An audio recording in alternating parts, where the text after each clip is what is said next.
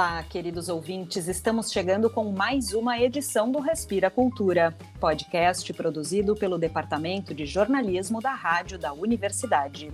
Lembrando que vocês nos acompanham pelo blog da redação em urgs.br/destaques rádio, no Lumina Podcasts e nas principais plataformas de streaming. Eu sou Liz de Bortoli e hoje apresenta comigo o jornalista André Grassi para falarmos sobre a arte de rua na cidade de Porto Alegre, que no próximo dia 26 completa 249 anos. Nesta celebração pelo aniversário da cidade, ainda participam os jornalistas Pedro Palaoro e Mariana Sirena.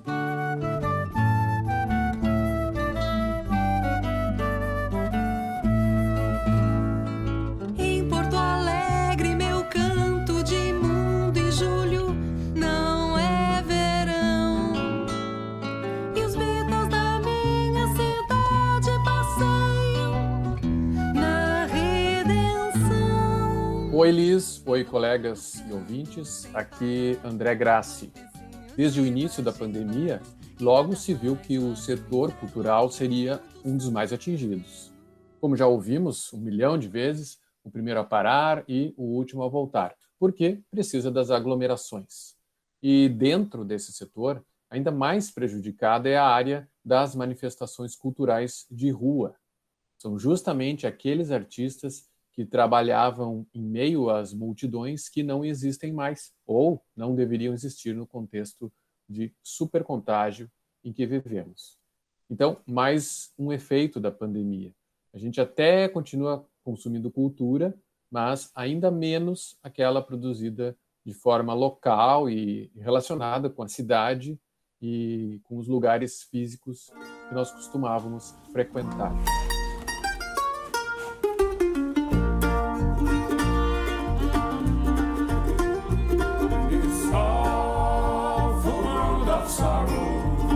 Em Porto Alegre, um dos grupos musicais com essa característica é o Conjunto Bluegrass Porto-Alegrense, formado por Márcio Petracco no bandolim, Ricardo Sabadini no violão, Heine Vents no violino e José Baroni no baixo.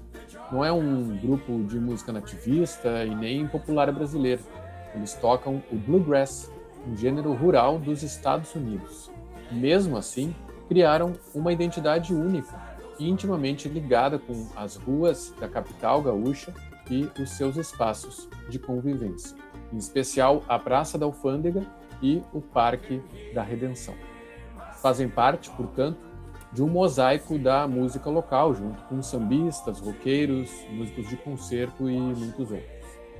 Com 2 discos lançados e mais de uma década de existência, eles tiveram que interromper as atividades há 1 ano. Como nos disse o Ricardo Sabadini, a pandemia pegou a banda de jeito. A nossa atividade requer aglomeração para existir. Mesmo nós tocando, não podemos nem ensaiar, porque são instrumentos acústicos, a gente toca muito próximo um do outro, a gente canta 4 magrão cantando, lançando perdigoto um no outro, muito perto. Não tem como a gente seguir, E nossa atividade financeira acabou, não tem o que fazer agora nesse momento. A quantidade de músicos que desistiu durante a pandemia é uma coisa impressionante. Não tem que ainda fazer esse levantamento. O conjunto Bluegrass Porto-Alegrense buscou os editais de auxílio, mas também procurou diversificar as atividades para sobreviver, como nos conta o Ricardo Sabadini. Participei, gravei um EP participando do projeto do Estúdio Panamá, e o Márcio gravou por conta dele, passou no edital, foi aprovado um projeto dele de uma história das afinações, instrumentos de corda, muito legal. O Heine e o José Baroni, violinista, e o nosso baixista também participando de outros projetos, de outras pessoas, acompanhando artistas e tal. Mas a nossa realidade é muito, muito pouco os editais, A gente participou de muito pouco também. Realmente não é coisa muito que nos entusiasma muito, não, sabe? Então, o conjunto foi aprovado no edital da Lei Aldir Blanc aqui da Prefeitura de Porto Alegre, né? Então esse foi um alívio, né? Uma grana entrar, certo? Dessa forma, né? Com um auxílio. Mas foi o único que entramos, assim, não era muita grana, não, assim, né? Para quem tá parado vivendo de uma ou duas lives que a gente tocou. A minha estratégia para sobreviver foi começar a dar aula. Eu não dava aula antes, comecei agora durante a pandemia, né? Então foi muito bom. Por um outro lado, pela questão de me incentivar a estudar mais para poder passar o meu conhecimento para, né, a nova geração, as pessoas que estão a fim de aprender. E isso daí está começando agora, pelo menos, a aliviar, né, um pouco o peso, né, da pandemia. E essa função de dar aula, né, as pessoas também estão encarando como uma terapia, né, porque não só eu não saio de casa, como muitas pessoas não saem e ficam em casa e tem que ocupar o seu tempo com alguma coisa que realmente, né, ajudem eles, né. Eu cheguei eu sou formado em letras, eu trabalhei com texto para um site de vendas de instrumentos musicais, eu traduzi alguns textos também para outras pessoas de outras áreas, artigo científico. E o Márcio Petraco continua trabalhando com luthieria, né, que ele há muito tempo já faz, né, conserta instrumentos, algumas lives, né, eu acho que todos nós, né, em algumas lives, a gente não se vê mais, né, então por isso que eu estou falando aqui, parece que eu nem conheço os caras, né? O Heine Ventes continua dando aula no 25 de julho, na escola, no colégio, aula de música. E o José Barônio está trabalhando com a computação. E então não podia mais dar aula de baixo pela internet, até por questão técnica das frequências do baixo e o material e qualidade que o cara tem que passar, né, de som, né, então fica complicado para ele, né. O Ricardo expressou descrédito na possibilidade de retomada de atividades a curto prazo, mas também mostrou que a banda continua separada, mas junta, com planos para quando puderem se reunir fisicamente. A gente continua nos apoiando, né, uns aos outros, e o conjunto vamos tentar gravar alguma coisa no futuro, aí lançar alguma novidade, um vídeo, mas quando a gente puder tá junto, né? Agora não tem nem como a gente prever nada, não podemos nem ir visitar os amigos, né? Isso que moramos perto, né? Eu moro perto do Heine, do Márcio, e eu não vejo os caras, né? Então não temos nem como planejar nada, só coisas à distância, assim, né? Eu não vejo isso, né? Quer dizer, que vai acontecer uma retomada assim tão rápida, né? E a lentidão das vacinações, né? Da vacinação e de tudo isso, né? Tá fazendo a gente ficar cada vez mais atrasados, né? Para sair e tocar. E a gente até incentiva as pessoas que, né? Se puder, fiquem em casa, certo? A gente tem, na verdade, a coisa mais próxima é esse edital, né, da Aldir Blanc que nós fomos contemplados. E o que nós temos que retribuir é um show, são 2 shows, na verdade, que vamos fazer no centro ou na cidade, na rua, né? Isso agora foi estendido até o final do ano. Então eu espero que até o final do ano a gente consiga voltar a tocar, ou pelo menos se ver a uma certa distância, né? Vamos torcer para que isso aconteça. Obrigado, gente.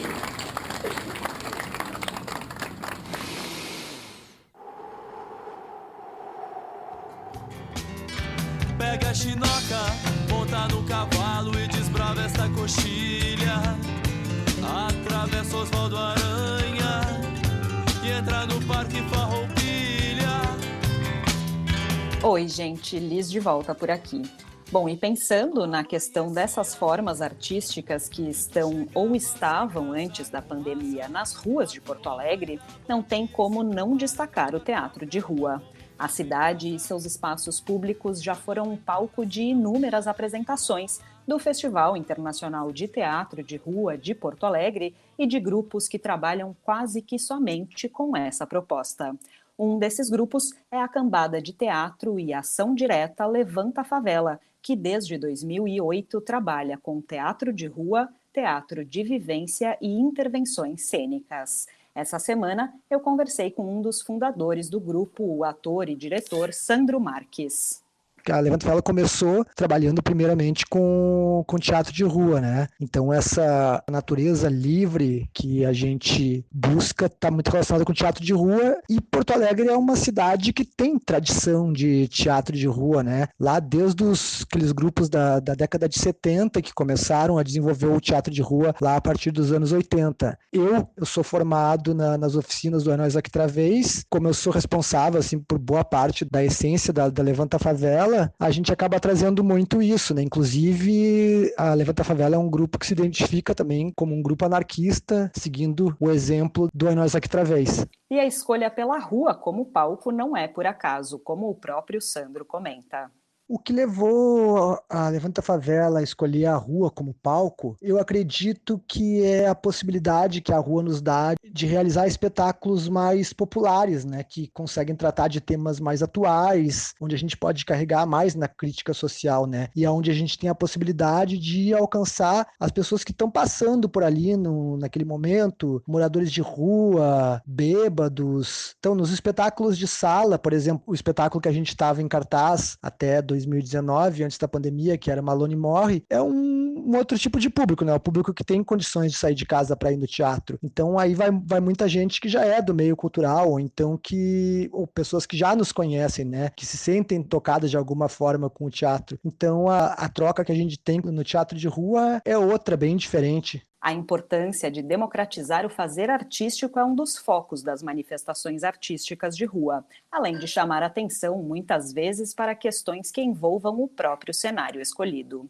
Dos cenários urbanos em que o grupo já se apresentou, o Sandro comentou qual foi o lugar mais receptivo da cidade e por que essa região marcou tanto o grupo. Eu vejo que o local mais receptivo para o trabalho da Levanta a Favela, acredito que tenha sido o próprio centro histórico da cidade, pelo fato de ser um ponto de convergência da cidade, né? E também, principalmente, pelo fato da Levanta a Favela ter residido durante 5 anos na usina do gasômetro, através do projeto Usina das Artes. A gente sempre estreia um espetáculo por ano, a gente tem conseguido fazer isso ao longo dos últimos 12 anos, né? Então a gente estreou 5 espetáculos na usina do gasômetro, a gente, além da sala que a gente ocupava lá no 5º andar, a gente também desenvolvia trabalhos no pátio da usina do gasômetro, na rua, na orla. E neste ano de pandemia, o Sandro comentou que houve uma performance do grupo Parte do Porto Alegre em Cena. No ano de 2020, então, nesse ano de isolamento, o que a gente conseguiu fazer foi uma performance que apresentou no Porto Alegre em Cena, né, que era uma chamada performance anti-aglomeração, que a gente chamava de Que Fim Levaram Todas as Flores. Essa performance era um cortejo fúnebre pelo centro histórico, né, e abordava assuntos como a solidão da mulher, carregando nas suas costas, assim, né, o peso que é ter que cuidar de si própria e das outras pessoas, né. Então, a gente procurou nessa performance mostrar a dor, o luto como força, essa solidão, desse isolamento, como uma condição que é cotidiana da mulher no seu sofrimento, né? Então, a performance, ela vinha, assim, de 4 pontos do centro histórico, 4 mulheres, né, representando as loucas, as rebeldes, as marginais, as transviadas. E aí, então, como não pode ter interação, acabava se encenando um abraço mudo. A gente assim apresentava a nossa visão de futuro pós-pandêmico. O Sandro ainda falou que o grupo não encontrou muitas alternativas para seguirem atuando, mas que conseguiram, eventualmente, ensaiar o espetáculo que estava sendo preparado para 2020. Além disso, ele nos deixa um convite. E agora, sim, o que está vindo por aí já está engatilhado, que é a grande sensação do momento para o teatro de rua, que é o Festival de Artista de Rua, que vai acontecer em Porto Alegre, em São Leopoldo, agora no mês de abril. Então, agora, nesse momento, a gente está ensaiando com todos os cuidados possíveis, né, para deixar esse trabalho, que é o trabalho novo que a gente tem de teatro de rua, que também a gente só chegou a fazer 2 apresentações e não pôde fazer mais em função da pandemia, que é o Manual do Guerrilheiro Urbano, que vai estar, então, em cartaz no Festival de Artista de Rua, nessa sua atual edição. Aliás, já queria aproveitar a oportunidade de convidar todo mundo para assistir, não sei qual é a data que vai ser ainda, mas o festival ocorre entre 7 e 11 de abril, Manual do Guerrilheiro Urbano, com a cambada de teatro e ação direta Levanta a Favela. O Festival de Artistas de Rua será 100% online e a programação completa está no site, que a gente deixou o link na descrição do programa, junto ao link do blog da Levanta a Favela. Branco a estátua do laçador anunciando a primavera outra vez. Oi, nós aqui, dos bicos da minha cidade passeio no Iapeí.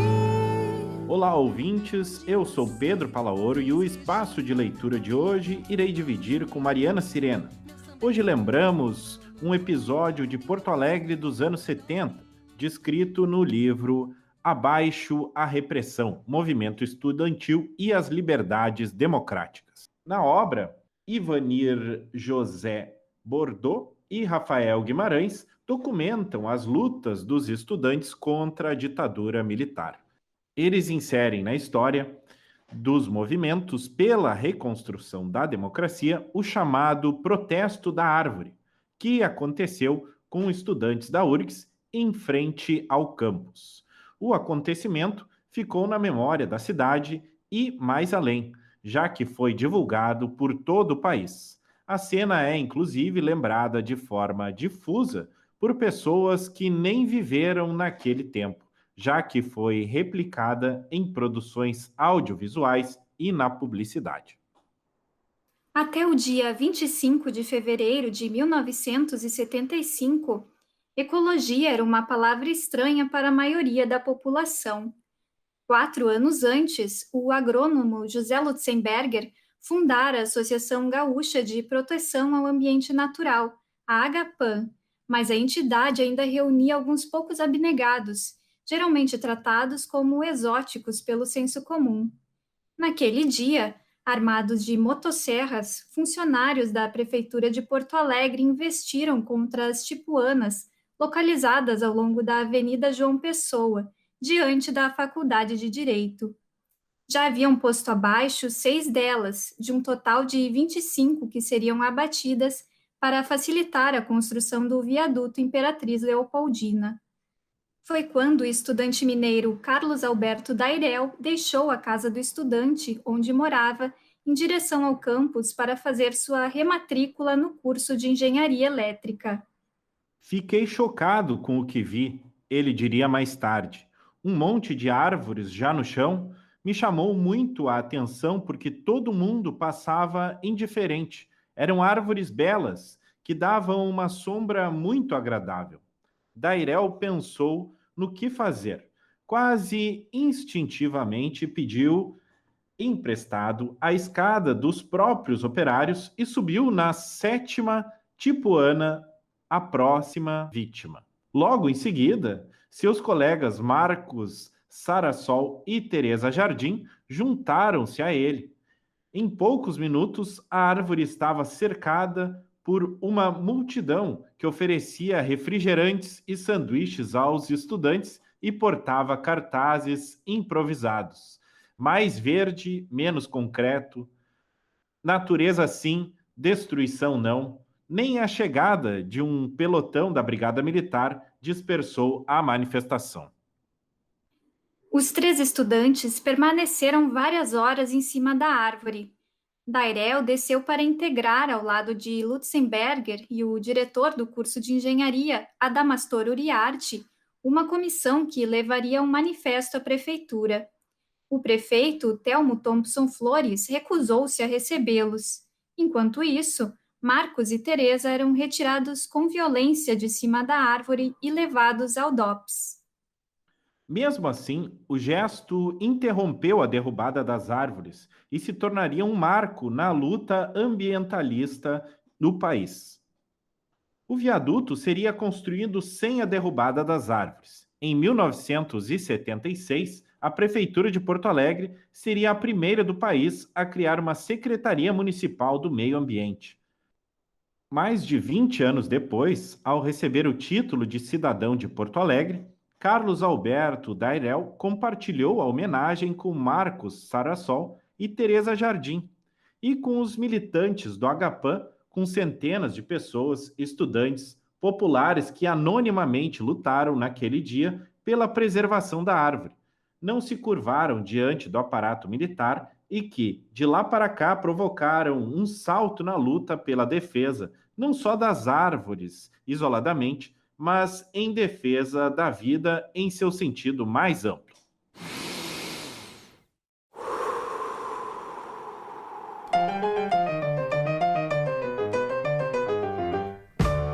E assim, o Respira Cultura de hoje se despede por aqui. O programa teve a produção do Departamento de Jornalismo da Rádio da Universidade. A apresentação foi comigo, Liz de Bortoli, em parceria com o jornalista André Grassi, que também fez a edição deste programa, e ainda contamos com a participação dos jornalistas Mariana Sirena e Pedro Palaoro. Na trilha sonora, a gente ouviu Os Beatles da Minha Cidade, de Johann Alex de Souza, com ele e Leonor Melo, o conjunto Bluegrass porto-alegrense, com Wicked Path of Sin e So Happy I Will Be, Amigo Punk, da Graforreia Filarmônica, e Los Kowalski, com Sereia do Lami. E não esquece de seguir a Rádio da Universidade nas redes sociais para não perder nenhum conteúdo. A gente volta na próxima sexta-feira pela manhã. Até lá! Eu te amo, mas eu tenho que partir. Vou voltar pra Porto Alegre, lá pra